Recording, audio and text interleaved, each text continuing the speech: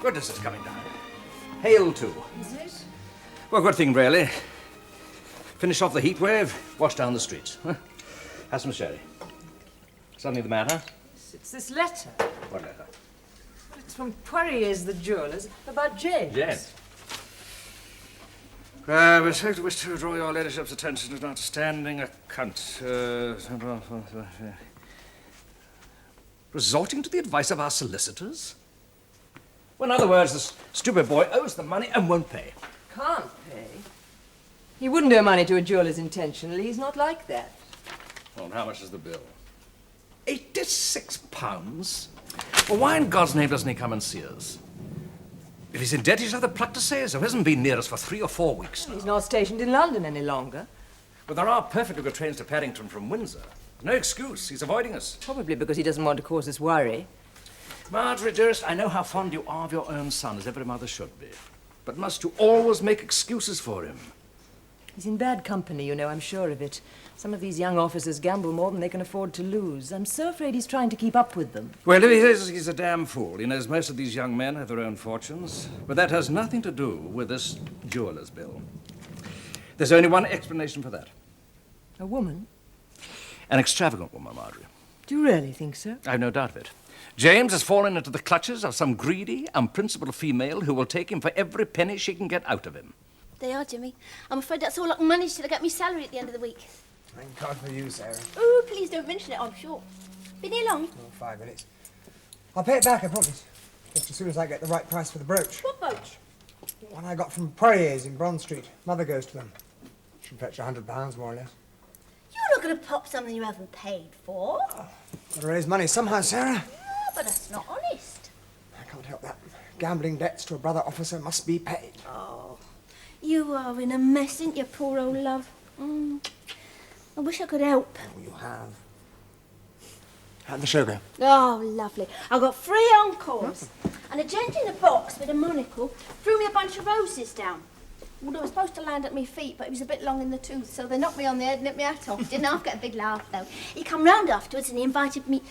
Well, he left his card. I wish I could take you to Romano's to supper tonight. Oh, don't worry. I bought some kippers and we've still got a bit of beer left, so we'll sup shame water now, eh?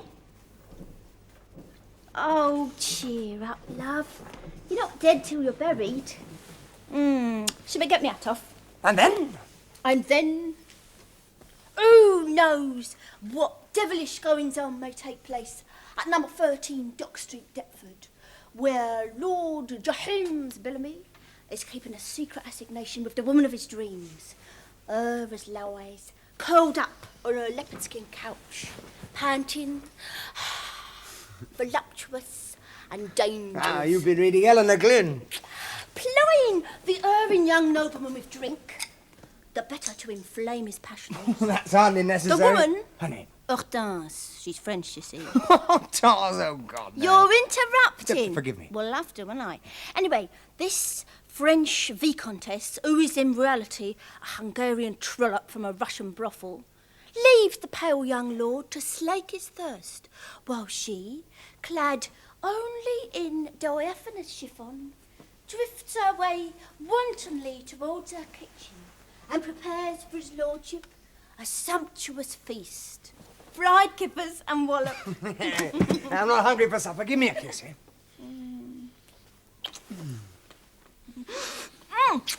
Not so rough, Jimmy. It's hot. Oh, kippers. Pour us a drink, will you, love? I'm dying of thirst. Shall I have these now, eh? Yeah, and I'll pop round the fellas and get some more booze. Yeah, we'll get sloshed. Drown our sorrows. In beer? Gin! Which I will permit you to sip from my slipper. I see Lady Pendlebury's daughter's made a good marriage. How can you judge whether a marriage is good or not, Mrs. Bridges, on the very day it's reported in the newspaper? Surely time alone will tell. You know what I mean. You remember Lady Pendlebury? She came here to dine once or twice last season. She was lady-in-waiting to the Queen as Princess of Wales. Thin, angular person. Very sallow skin. Indeed, I remember Lady Pendlebury, Mrs. Bridges. She had a regrettable habit of throwing her head back when she laughed. Edward nearly had the potatoes knocked out of his hand when he was serving her at luncheon, as a result of an amusing, if somewhat malicious anecdote told to her by Lord Charles Beresford. Time their visitor was here. Visitor at this hour? It's 10:30. Someone is coming to discuss a matter of great importance, Mrs. Bridges. Oh. Who? Colonel Winter. Oh. Colonel Winter, Captain James Colonel. I thought the master seemed a wee bit... There, that'll be the Colonel now. Seemed a wee bit what? Apprehensive, Mrs. Bridges. Richard, I intend to stay and hear what the Colonel has to say. It's as much my concern as yours. This is not your affair, Marjorie. Women should not involve themselves in these matters. I'm going to stay and hear what Colonel Winter has to say, and that's that. You are being very stubborn. Colonel Winter, my lady. I say I'm awfully sorry to propose myself at this late hour. No. Good evening, Bellamy. Marjorie. This is a nice surprise. I did want to word with you as soon as possible. It really is rather important. Yes, of course. Whiskey and soda. Thank you. Do sit down. Thank you so much. I say it's still dreadfully sticky, isn't it? In spite of the storm. Yes, doesn't seem to have cleared the air at all. Well, I won't detain you for long. I've got to get down to Windsor tonight. HM's got the King and Queen of Spain coming next week. And that means a sovereign's escort. And I've got 15 horses coughing. Thank you so much. And on top of that, my regimental corporal major's got boils. However, no doubt we shall survive. Yes. Would you like to see me privately, Colonel? I'm sure my wife will excuse us. No. I would prefer to speak with you both, if you don't mind, Lady Marjorie. On the contrary. As you can probably guess, it's about your son and heir. Yes, we thought it might be. Well, not to mince matters, we're awfully worried about him. As you know, we think very highly of James. He's very popular in the regiment. All the same, I've been getting awful bad reports about him lately from the adjutant. Well, we've seen very little of him since the regiment moved to Windsor, isn't that so, my So dear? we were beginning to wonder how he was getting on. Another drink. No, thank you. I won't have any more. Colonel, what about these reports? Well, he's been drinking a good deal more than's good for him. Returning to barracks at all hours of the day or night. Very often the worse for wear. And that's only part of it. Not to put too fine a point upon it, it seems that he's in, well, considerable financial difficulties. I see. Well, I'm very sorry to hear that. In fact, I've had a confidential report from his squadron leader that he's being done by tradesmen. Now, once they start, they are the very devil. One fellow even came down to Windsor last week to serve a writ on him. I am sorry to bring you such rotten news. Well, no, not a bit. I'm very glad you did. His mother and I had no idea. No, of course not. Now, look, I don't want any of this to go any higher unless it's absolutely necessary. I've had him up before me and given him a hell of a dressing down. He's got 3 weeks orderly officer, which means that he's virtually confined to barracks. All the same, I thought a quiet word from you before it's too late might help to stop the rot. No, that's all I had to say, really. I won't keep you any longer. It seems to me you've been more than patient with him, and we're very grateful for that. Well, I like the boy. We all do. We'll write to him at once and insist on his coming here to see us, if he could have special leave for that. Oh, yes, of course. My object in coming here tonight is to try and contain the matter within the family as long as possible. I mean, we don't want a thing like this to get about, do we? Thank you for calling. I assure you I shall deal with the matter. Thank you very much. Lady Marjorie. Good night, Colonel. I enjoyed your sniping at Asquith. That was splendid. Oh, did you? I Yes. rather enjoyed that. Home rule for Ireland, Dobson. It's a great big shame, and if she belonged to me, I'd let her know who. Nagging at a fella was 6'4" and her only 4'2". Well, they've been married not a month no more. When underneath the phone goes Jim. Oh, isn't it a pity that the likes of her? Who's that? To a woman upstairs. Should put up on the likes of him. Dishes. It's a great big shame, and if she belonged to me, I'd let her know who do. Hep! Nagging at a fella, body 6'4", and her only 4'2". Ole! Oh, they ain't been married not a month. When underneath that thumb goes Jim. Hep! Oh, you're drunk. Oh, isn't it a pity that the likes of us? Shut up, you old cow! Should put up on the likes of him. Hey! Hey, say, How does he smell? Terrible! As I walk along the bottom of line with an independent air, you can hear the road declare, he must be a millionaire. You can see them sigh and wish to die. You can see them weep with the other eye. The man who broke the bank at Monte Carlo.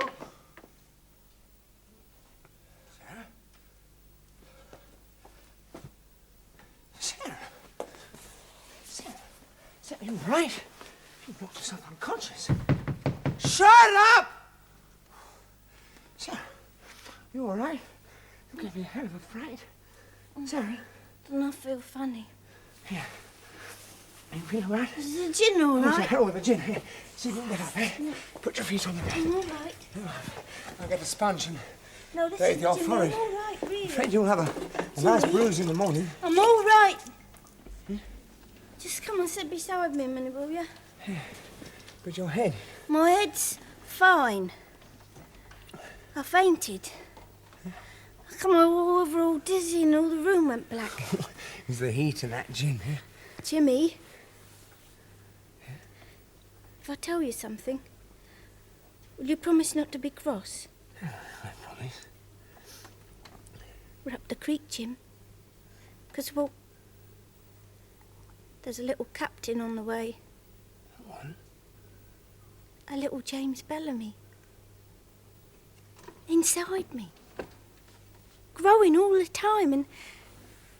Well, I won't be able to work much longer, Jim, so what are we going to do for money?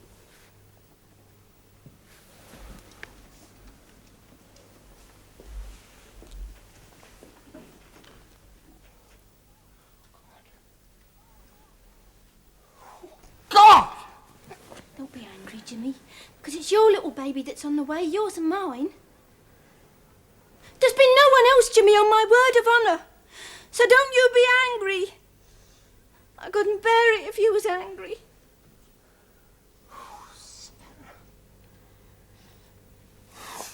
God. Might as well finish that gin, eh? Mother's ruin. Well, I suggest we start our tea without her. What do you say, Mrs. Bridges? What's the time then, Mr. Hudson? It's gone 5. Oh, very well. Ruby, fetch the pot. Which pot, Mrs. Bridges? Oh, my goodness, the teapot girl. Yes, Mrs. Bridges. That girl's soft in the head. Well, perhaps she's missed her train. Who? Ruby? Rose! It's not like Rose to miss a train. No, Rose was always a very conscientious and reliable member of the staff, Edward. Oh, there, that'll be her now. Ruby, go and let her in. Yes, Mrs. Bridges.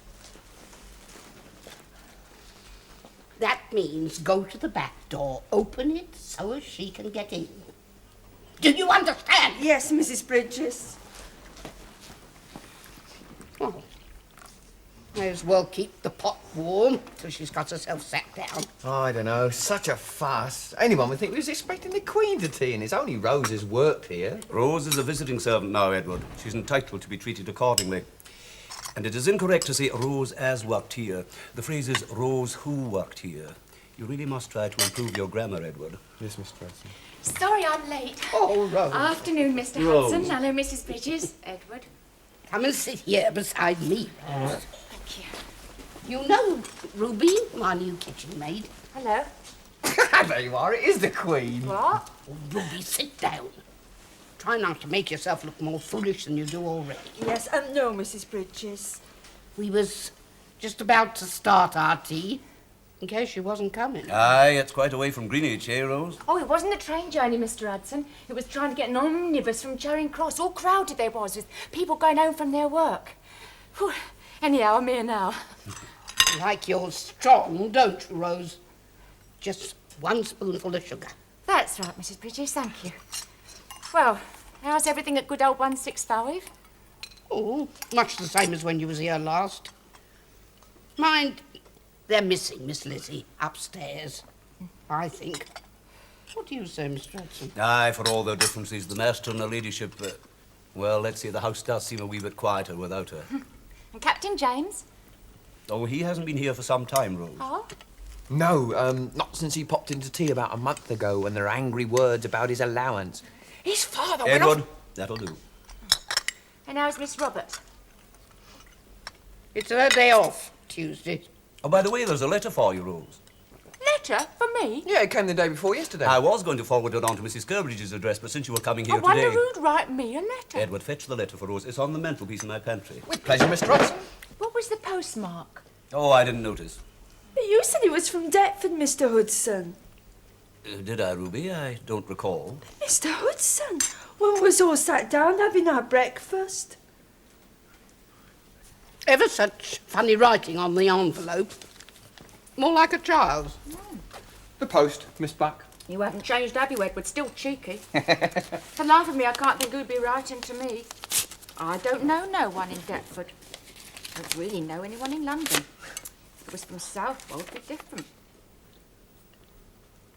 Wow. You'll never guess who it's from. Oh, come on then, tell us. Sarah. Sarah? That girl. How dare she communicate after pushing her way into Mrs. Curbridge's wedding uninvited? Oh, that's not quite true, Mr. Hudson. See, she met Captain James at some music hall. He told her the day at the wedding and she came just to be with us. Old time's sake. You always did have a soft spot for that saucy little baggage. Well, there was a lot of good in her. There was a lot of booze in her as well after the wedding. Don't you remember? It was me and Nellie trying to get her into a hansom cab at the back door. Her hat was all over her head and she had the hiccups.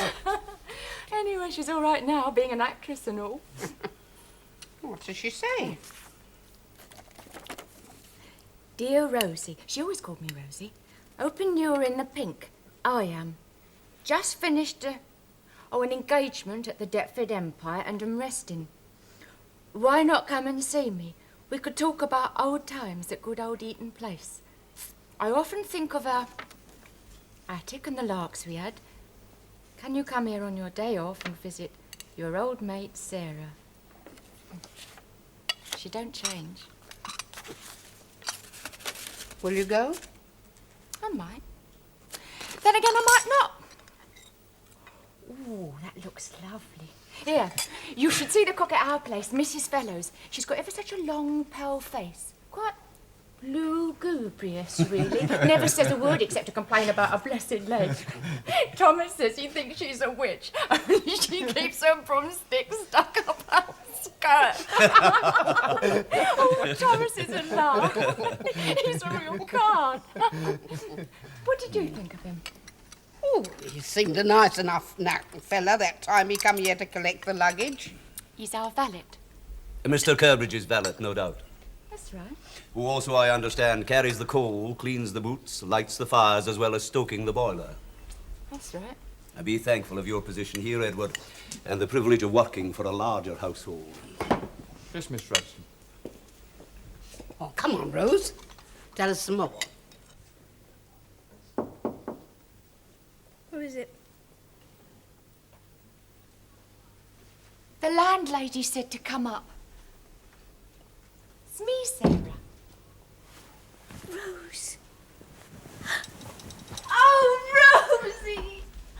Oh, you... I got your letter. It was waiting for me at Eaton Place. I've just been there for tea with the others, and on my way home, it's just a short tram ride for Nessie. What, to Miss Lizzie's? It's Greenwich, isn't it? That's Sit right. down. Yes. Here, how did you know? James told me. Oh, you've seen him again. James?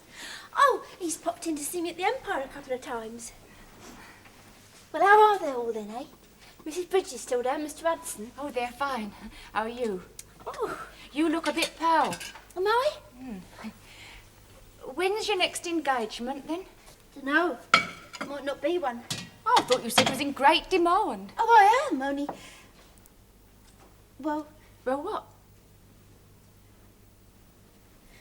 can I trust you to keep a secret, Rose? Oh, I should think so after all this time. Well, come on, go out with it.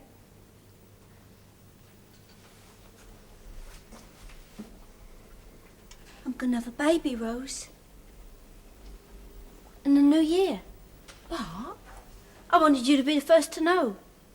I didn't know you was married. Why didn't you say so in the letter? I'm not married, Rose. Well, it's a mistake. Oh, Oh, what? Who's the father?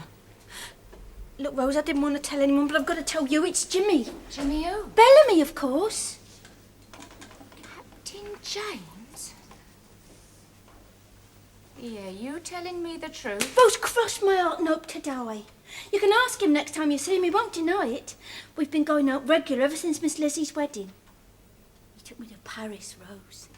For a whole week, we stayed in the most posh hotel in the town. We went dining every night, champagne at Maxime's, and then we used to go on to other places like the Folies Bergère, and then... Then what? Well, then he started gambling a lot, Jimmy. They all do it in his regiment, but he started to lose more and more money. Oh, Rose! Oh, Rosie. I'm in such a mess. What'll I do? Get rid of it? Get rid of it? Help me, Rose. Tell me what to do. What to do? It's what he's got to do, more like.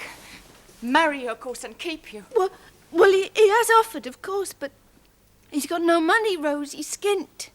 He's in trouble with his regiment and he hasn't seen the family for weeks. Do they know about the baby coming? No! He'd never tell his father, he'd kill him. Well, seems to me they'll have to know for your sake, otherwise, well, what'll happen to you? I've a good mind to. No, Rose. No, listen, Rose, you tell nobody. You promise. Then he'll have to come clean. Bloody well have to. Officer and a gentleman, isn't he?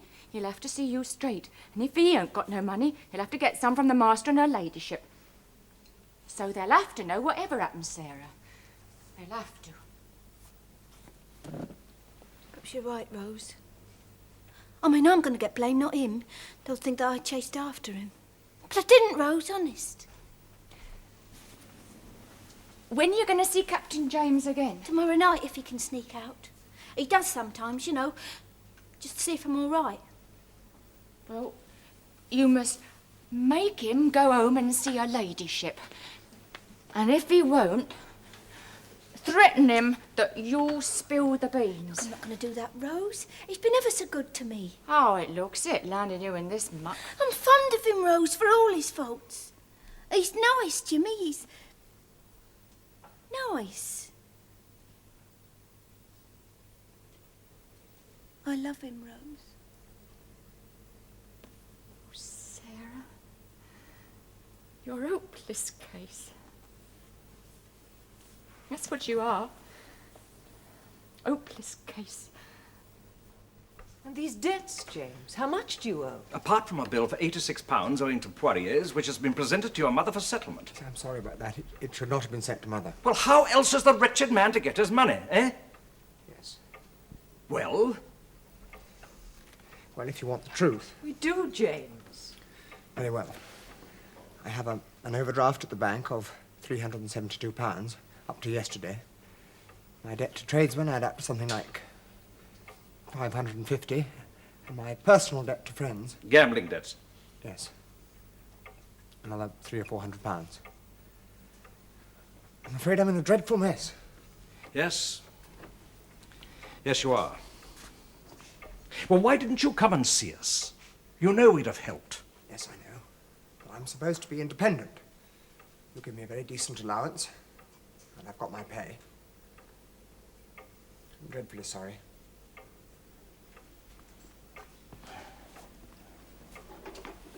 There's something else, isn't there? No, not really, no. You're not ill, are you? No, it's not that. You can tell us. It's a woman, isn't it? Well, yes, in a way. You see, that's really what I wanted to talk to you about. It's all connected with something else. A rather delicate personal matter. Delicate? How do you mean? Well, you see, this girl, of whom I'm very fond, is going to have a baby. James. Who is she? If it's some cheap woman of the town, I don't want to know her name or any details. No, it's someone you know, Mother. I mean, the daughter of friends of ours. No. She used to work here as under-house parlourmaid. Funny little creature. You used to say she amused you. Sarah. Oh, my God. Sarah. She's an actress now, or was. She can't go on with it now, you see, because she is expecting this baby, of which I am the father. Luncheon is served, my lady. Well, we'd better go in.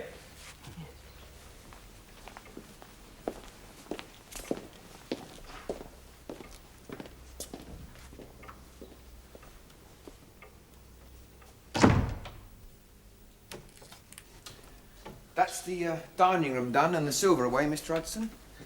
Anything else? From your tone, I infer that you're asking me for the afternoon off, Edward. Well, I've stopped in the last 2 Saturdays and... And you're meeting a friend in Kensington Gardens. Well, yes. Well, we're going to listen to the band, so it won't cost me no money. Ah, that's when the band stops playing and the gates close at dusk. That's when it begins to cost a young man money, Edward, so choose your companion wisely. Off you go now. Thanks, Mr. Hudson. By the way, Mr. Hudson, I noticed at lunch while I was handing Captain James the potatoes, he said to his ladyship, I tried to really save money, Mother. Well, according to that book on grammar you give me, that's a split infinitive, isn't it? I mean, surely for an old Etonian, he's not very well educated. I thought they were supposed to talk proper. You're quite correct in saying that Mr. James split an infinitive over luncheon, Edward. I noticed it myself. But don't speak too lightly of the old Etonians or underestimate their importance. Apart from providing this country with a number of prime ministers and colonial governors, we must never forget that they won the FA Cup in 1879. Get away with you now. Thanks, Mr. Hudson.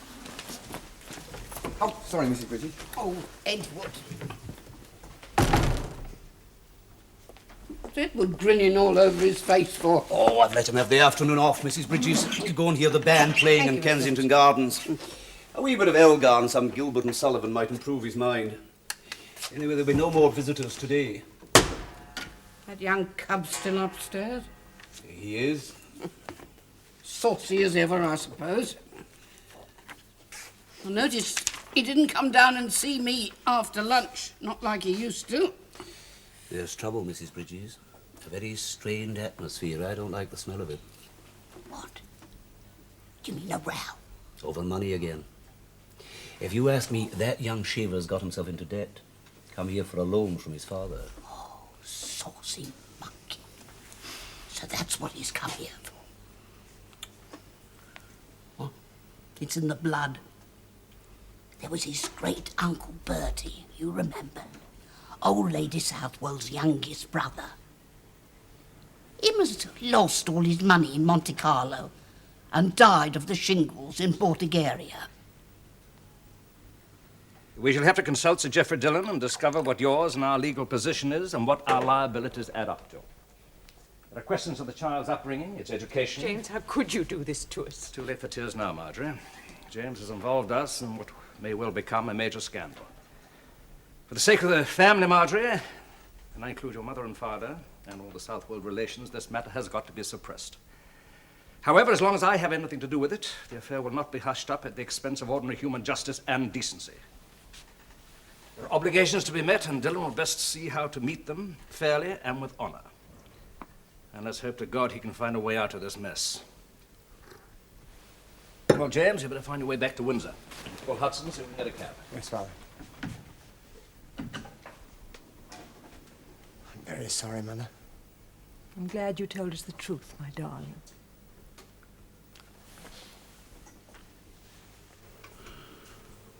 Mates from school, aren't we?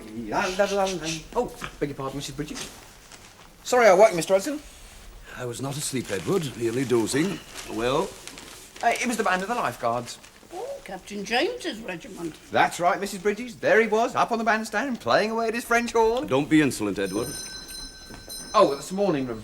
Her ladyship wanting tea? Well, the tray's all ready and set. Shall I take it up, Mr. Hudson? No, I'll see to it, Edward. You go up to the dressing room. Start brushing the master's frock coats. Yes, Mr. Hudson.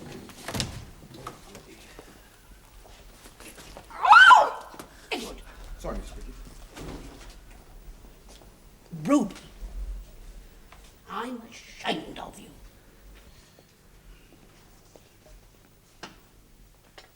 Thank you, Hudson. My lady. Hudson, I wanted to ask you something. Yes, my lady. You remember Sarah, the The under-house parlourmaid, my lady. Yes. I was wondering if any of the servants had heard of her since Miss Elizabeth's wedding. Strange you should mention her, my lady. Oh, why? Rose was here for tea downstairs just the other day, my lady, and she found a letter waiting for her from Sarah. Apparently Rose is now in correspondence with the girl. Really? What else did she ask? Nothing else, Mrs. Bridges, just about Sarah.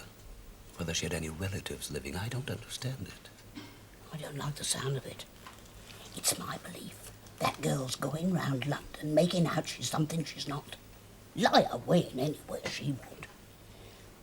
I wouldn't put it past her to go for a position, saying as she's a member of the South Wold family. She can talk like a lady when she likes, dress up in fancy clothes, fool anyone she knows. Now, you're going too far, Mrs. Bridges. It's none of our business. I'm not so sure. Good afternoon, Sir Geoffrey. I am expected. Yes, sir. Mr. Bellamy and her ladyship in the morning room, sir. And Captain Bellamy. Oh? The storm seems to have cleared up a wee bit, sir. Is it? I hadn't noticed.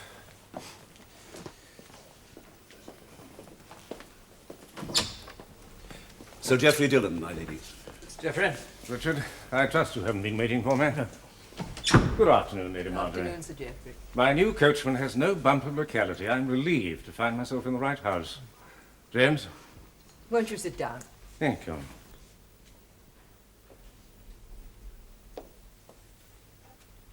Who was that then, Mr. Hudson? That was Sir Geoffrey Dillon, the family solicitor. Oh? What's he come for? I've no idea, Mrs. Bridges. You'll never better yourself reading rubbish like this, my lad. If you find yourself forced to remain a footman for the rest of your life, don't blame me. Now, listen to me. I've got something important to say to you all, so pay attention. Edward, this includes you. We've got visitors. Well, we know that, Mr. Hudson. I don't mean upstairs, Edward. I mean down here. Visitors down here. Yes, Ruby, and what they're here about is absolutely no concern of yours. Do I make myself clear? Yes, Mr. Hudson. Well, there, that'll be them now. Ruby, back door, if you please. Yes, Mr. Hudson. Mr. Hudson? It's no good asking me any questions, Edward, because I don't intend answering. But Mr. Hudson, all I was Now, gonna that's say- enough, Edward.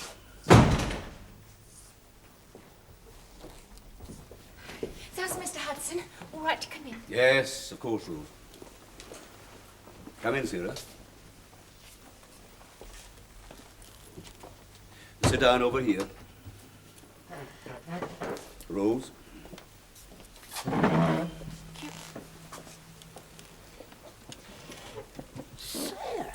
Any chance of a cup of tea, Mrs. Bridges? Ruby? Kettle. What's your Sarah? Everything all right? They'll ring when they're ready for you to go up. Meanwhile, you'll both remain in here.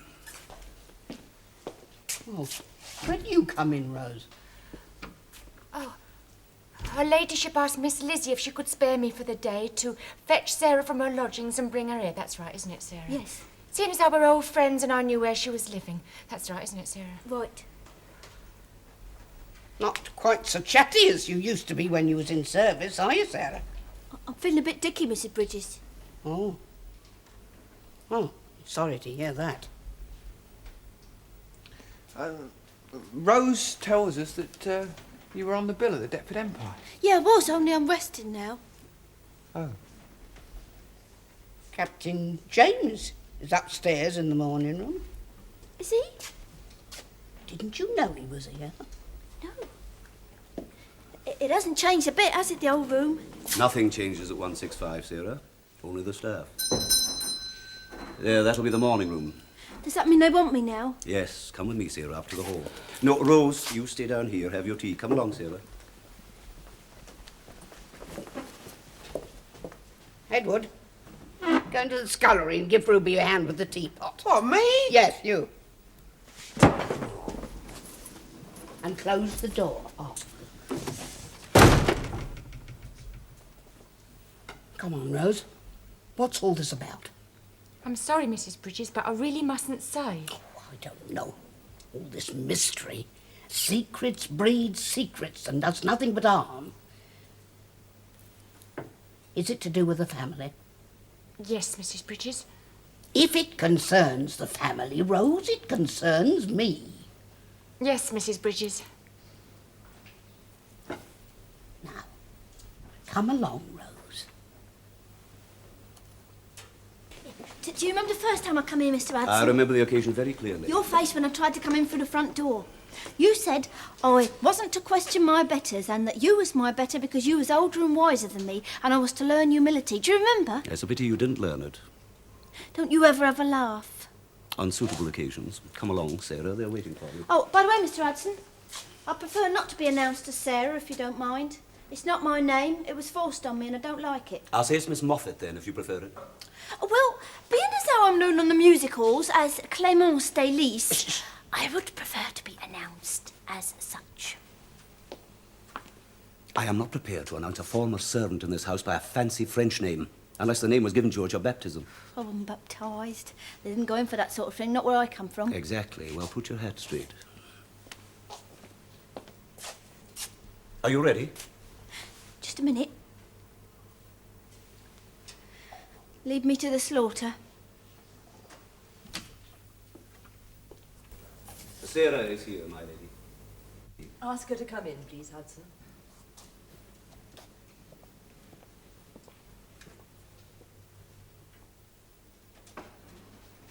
Come in, Sarah.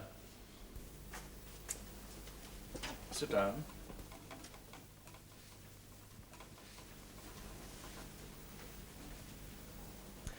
Now, Sarah, I've been told of your friendship with Captain Bellamy after you left his parents' service, and of your present condition resulting from that relationship. Yes, sir. It goes without saying that the family accept absolutely their responsibility. Thank you, sir. I don't want to make no trouble for no one. I mean, it was my fault as much as Captain James. It's just that with the baby coming and everything, I won't be able to go on working much longer, and I haven't got the money to bring up the baby as it ought to be brought up, being like your grandchild, my lady. I'm sorry, I shouldn't have said that. You have every right to say it, Sarah, if it's true. Oh, but it's true, sir. Isn't it, Captain James? I've already said so, Father. Yes, quite. Now, Sarah, I want you to pay attention to Sir Geoffrey Dillon, who is our family solicitor, and has come here to advise us in this matter. Geoffrey, perhaps you will tell Sarah what she has to do. What is your surname, Sarah? Moffat, sir. Sarah Moffat. I see. There will be the question of registration when the child is born. Oh, I see. Children born out of lawful wedlock are nevertheless required to be registered. By the state, you understand? Yes, sir. In the mother's name. Yes, sir. Now, as to the eventual birth of the child, Captain Bellamy has informed us that you were examined by a doctor in Deptford last week who confirmed your condition, which we understand to be a pregnancy of 3 to 4 months. Is that so? Yes, sir. Now, Sarah, arrangements have been made, with the generous consent of Lady Marjorie, for you to travel down at once to Southwold, where you'll be lodged with Mr. and Mrs. Clay at their cottage on the estate. You'll find them an agreeable and homely couple, Mr. Clay being head gamekeeper at Lord Southwold, and Mrs. Clay, by good fortune, a qualified midwife. Oh, just a minute. Now, Sarah, you must listen to Sir Geoffrey. It is for your own good.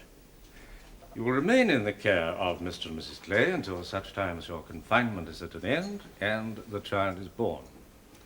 Thereafter, if you wish it, and I think you would be well advised to agree, some form of light work will be found for you on the estate, possibly in the laundry. Meanwhile, arrangements will be made for the child's schooling and for some eventual career. Now listen, mister. I'm not going to be stuck away in some rotten cottage with two people I've never set eyes on in my life before just because Sarah, everything possible is being done for your welfare and comfort. I think you must remember that. Sit down, Sarah.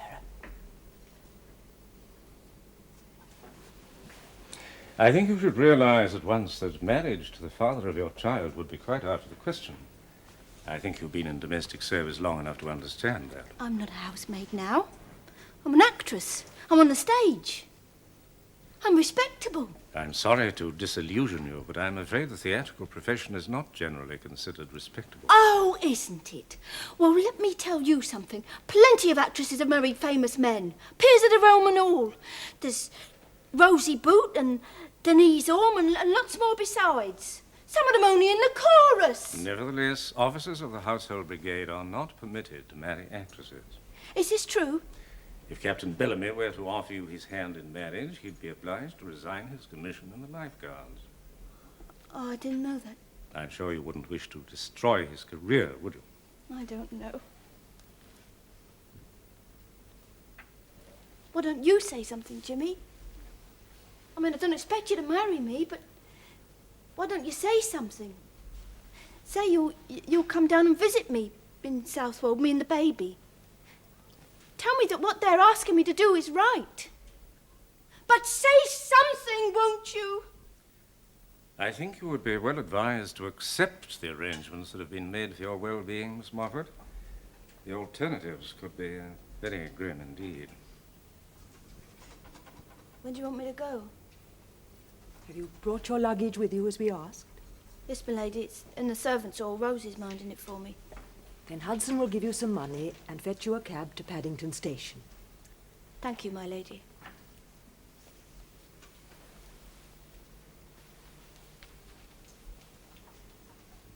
When am I going to see you again? Hey? Captain Bellamy has given his parents an undertaking neither to see you nor to communicate with you ever again. And I must ask for a similar undertaking from you.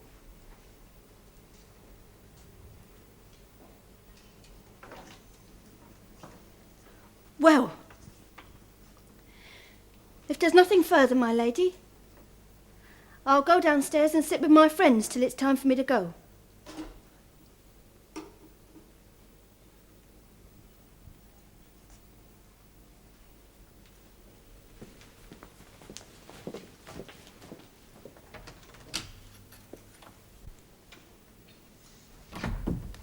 God's sake, let me say something to her privately. I wouldn't. I'm damned if I let her leave this house without saying goodbye. James! Sarah? Sarah?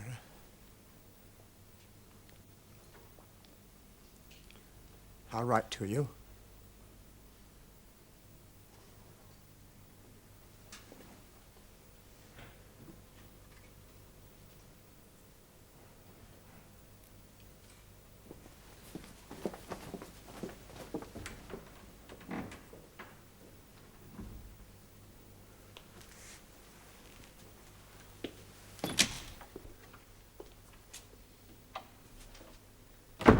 Come in, James. Sit down.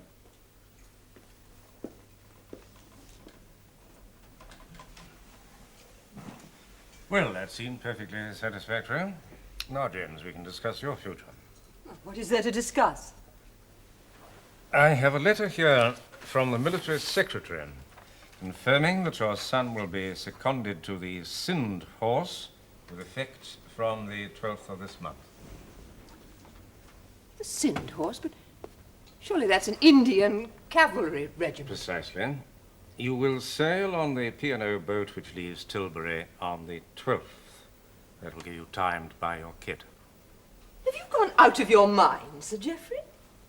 This is quite unthinkable. There can be no question of James remaining with his regiment at Windsor, within a radius of the court. What's that got to do with it? If it should reach the Queen's ears... She's deaf. Besides, I'd like to know since when this particular court has represented moral impeccability. I'm sure you wouldn't wish in your position, Lady Marjorie, to insult the throne. That, Sir Geoffrey, is none of your business. I would remind you that you are employed by my father as his solicitor. Your duties do not include telling me how to behave in my own house. Marjorie, please. I want to know who suggested this incredible arrangement in the first place. India was my suggestion, and readily received. But you said nothing of this to me. My dear, I've told you more than once that these are matters for men to decide. Sir Geoffrey's brief was to find a way out of a delicate and dangerous situation. Exactly. So my mother agrees to lodge the girl at Southwold until the baby is born because I ask her to. You call that a matter for men? We thought it better to inform you of the second part of our plan only after the details were settled. The India office received confirmation from Colonel Pitt of the Sind Horse in Peshawar only yesterday. If I may say a word on my own behalf. Yes, James. I agree to go to India, willingly. I'd rather not stay here and listen to a lot of bitter arguments about Sarah and myself. If I'm wanted, I shall be in my room packing. Sir Geoffrey. This is the most outrageous and underhand conspiracy I've ever seen, and I refuse to agree to it. That would be most unwise. I will not allow my son to be packed off to India, banished from his country and his regiment just because some little upstart of a housemaid traps him in a weak moment. There is also the question of his debts, Lady Marjorie, to say nothing of his recent conduct in the regiment. You've heard his colonel's report. It is not for you to sit in judgment over that. On the contrary, I must point out that I have a clear duty to Lord and Lady Southwold and to the Talbot Carey family as a whole. I am the family solicitor, and I must advise them well. After all, the family name must be protected at all times from scandal. I believe James himself recognizes that. James may recognize it, but I do not. And I want it made absolutely clear, Sir Geoffrey, that I forbid you to proceed further with these arrangements till I have discussed them with my father. Lady Marjorie, I ought to point out that it was your father who consulted the Viceroy concerning the choice of regiment for your son. My father? It's a happy chance that your father and the Viceroy are such old friends.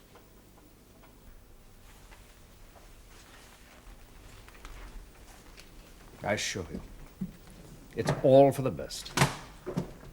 If there's anything further to be discussed, I shall be in my office in the morning.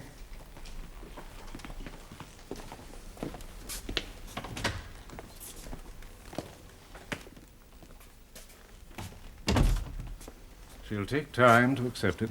They're very close, you know, she and James. Evidently. Perhaps we should have told her before. It was rather abrupt and quite a shock for her. I'm sorry if she was discourteous to you. The lioness protecting her young is entitled to show her claws. I respect that, Richard. India may well be the making of your son. I hope so. Well, thank you for all you've done. It can't have been easy.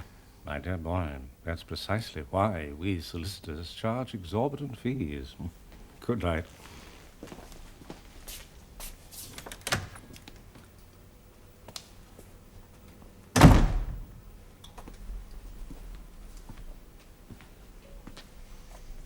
Sorry.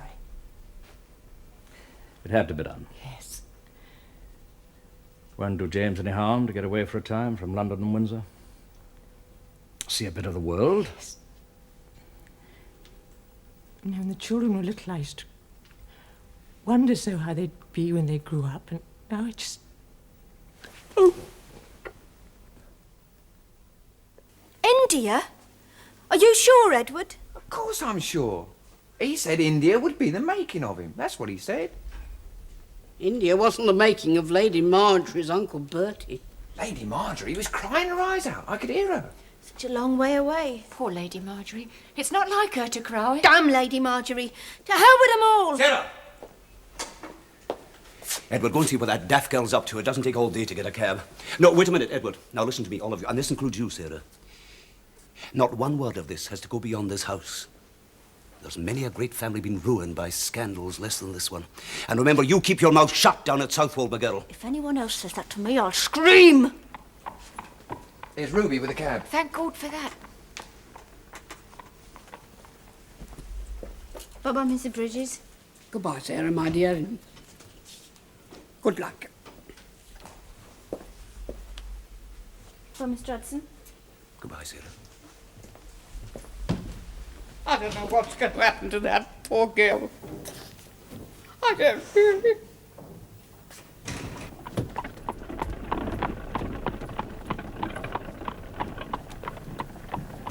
Rose? What's the matter? Rose? I'm frightened.